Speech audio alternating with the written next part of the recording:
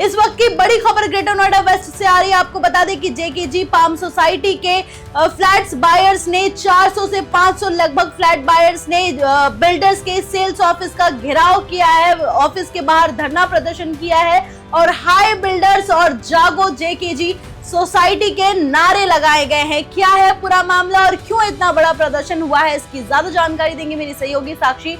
साक्षी बताएं क्या है पूरा मामला। जी मुस्कान, लगातार जैसा कि आप देखते आए हैं कि दिल्ली एनसीआर में सोसाइटी के जो लोग हैं, फ्लैट बायर्स हैं, रजिस्ट्री की मांग को लेकर आए दिन सड़क पर उतर आते हैं। ऐसा ही मामला जेकेजी पाम सोसाइटी का है, जो लोग रजिस्ट्री की मांग कर रहे हैं और अब उन्होंने बिल्डर के सेल्स ऑफिस का घेराव किया है। आपको बता दें मुस्कान, बिल्डर पर रजिस्ट्री के नाम पे लगातार धोखाधड़ी के मामले भी सामने आते रहे हैं और बिल्डर जो है बरगलाता रहता है, उनको टाइम देता रहता है, टाइम बाइंग करता रहता है, लेकिन उनके हाथ में कुछ भी नहीं मिलता।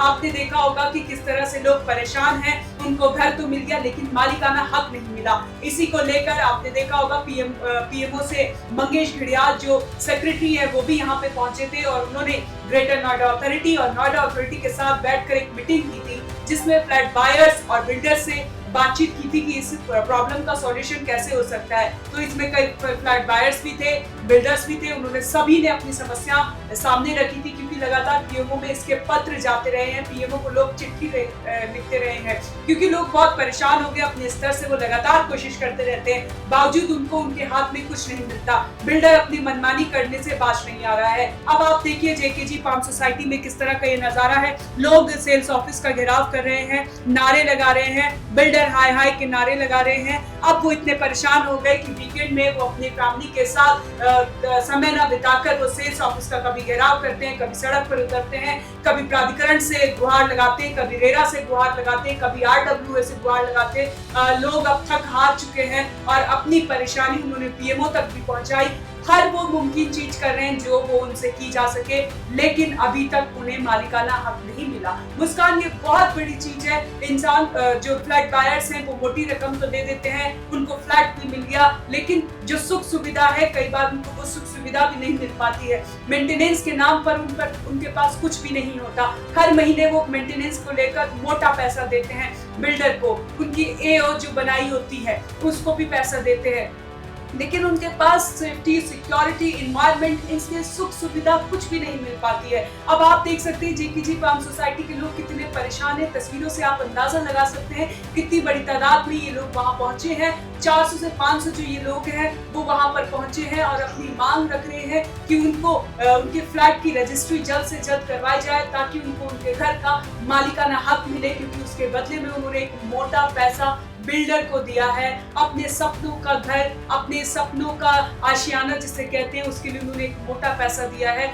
जिसके बाद अब वो मालिकाना हक चाहते हैं, वो उनको नहीं मिल रहा है। लंबे समय से ये लड़ाई चल रही है। अब परेशान होकर वो सड़क पर उतर आए हैं। अब वो हर वीकेंड, हर समय प्रशासन और शासन से गुहार लगाते रहते हैं, आखिर उन्हें मालिकाना हक कब मिलेगा। जी हाँ, जैसे कि आपने बताया कि 400 से 500 करीब परिवार के लोग बिल्डर्स के सेल्स ऑफिस पर पहुंचे हैं और उनका घेराव किए हैं और जमकर नारेबाजी कर रहे हैं। जैसे कि आप तस्वीरों में देख सकते हैं, ये पहली तस्वीर में देखिए कैसे ये सेल्स ऑफिस के बाहर यहाँ पर इकट्ठा हुए हैं और हाथों में तख्ती लेकर वहाँ पर बिल्डर्स हाय हाय के नारे लगा रहे हैं। और यहाँ पर तस्वीरों में भी आप देख सकते हैं कितनी ज्यादा भीड़ है और वहाँ पर बिल्डर्स सेल्स ऑफिस के बाहर ये लोग मौजूद है और यहाँ पर किसी से अंदर बहसबाजी भी इनकी चल रही है। लोगों का दर्द जो है वो निकल रहा है। एक बार आइए उनका दर्द आपको सुनाते हैं।